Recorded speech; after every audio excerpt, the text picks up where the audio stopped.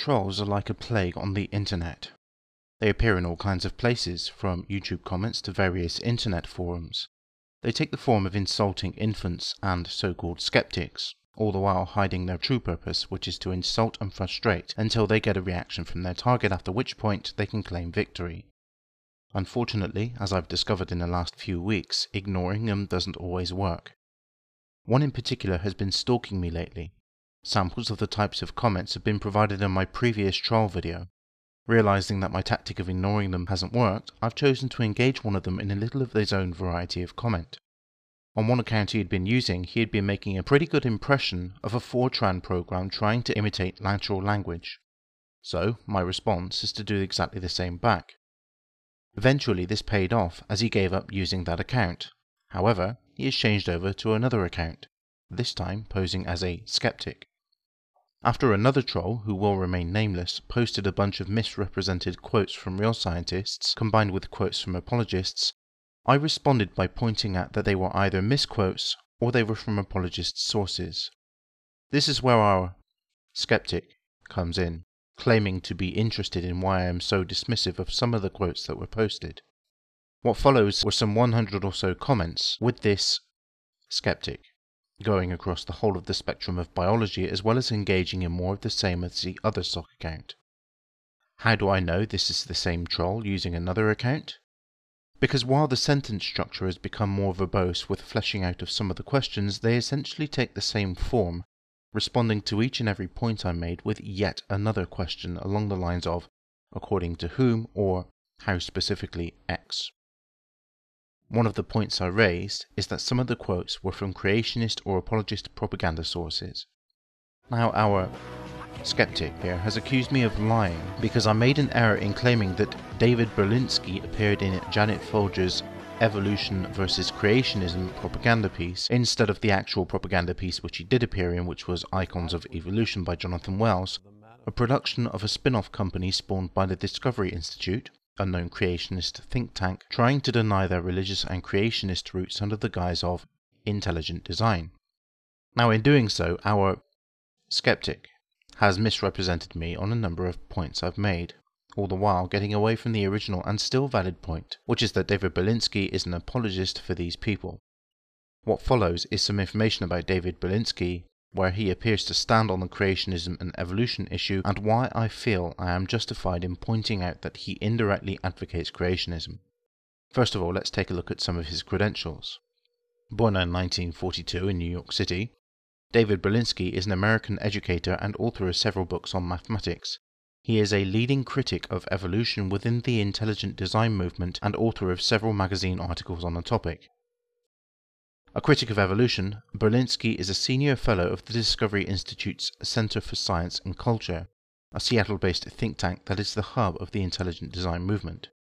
Berlinski, along with fellow Discovery Institute associates Michael Behe and William A. Dembski, tutored Ann Coulter on science and evolution for her book, Godless, the Church of Liberalism.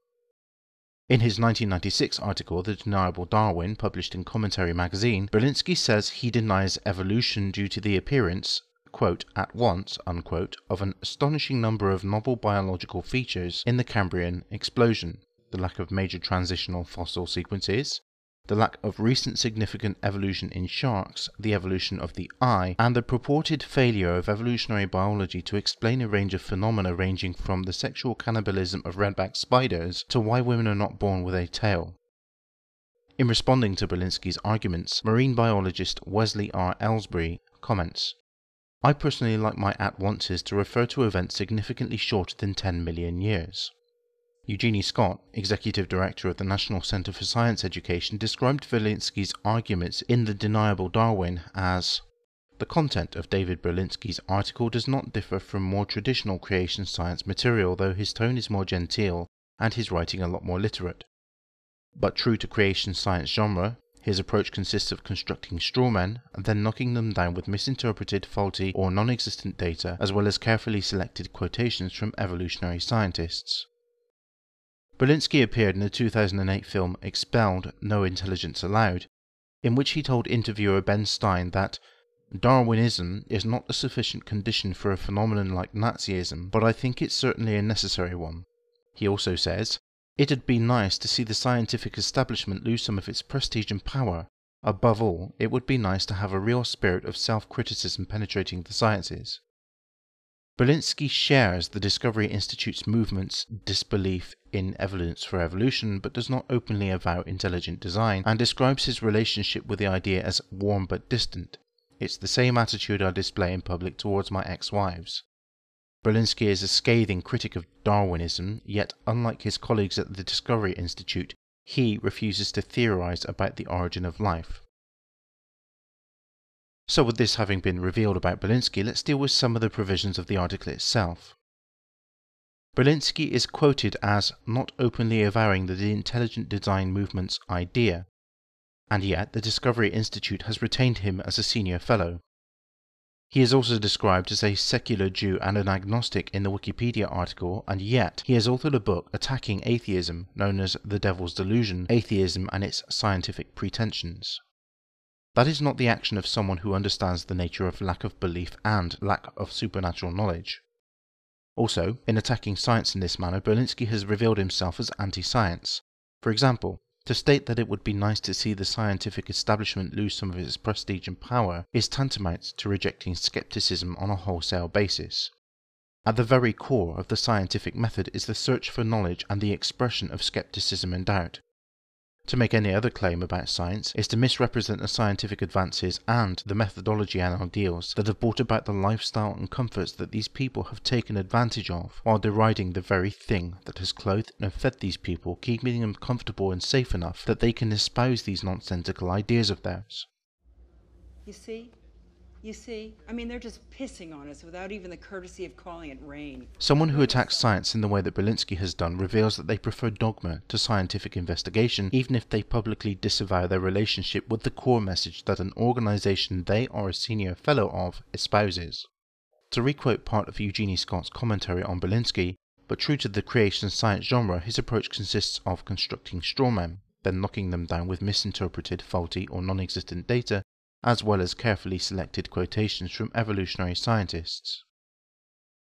Now let's take a look at the Discovery Institute again. They are the leading intelligent design movement within the United States of America and are authors of the Wedge Document. More on this later. The main article on intelligent design on Wikipedia lists the intelligent design movement as a neo-creationist religious campaign for broad social, academic and political change to promote and support the idea of intelligent design, which asserts that certain features of the universe and of living things are best explained by an intelligent cause, not a possibly undirected process such as natural selection. The movement arose out of the previous Christian fundamentalist and evangelistic creation science movement in the United States, and is driven by a small group of proponents. The overall goal of the intelligent design movement is to overthrow materialism and atheism.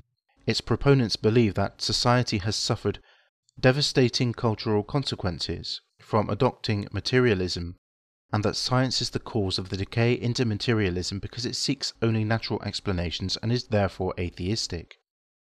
They believe that the theory of evolution implies that humans have no spiritual nature, no moral purpose, and no intrinsic meaning.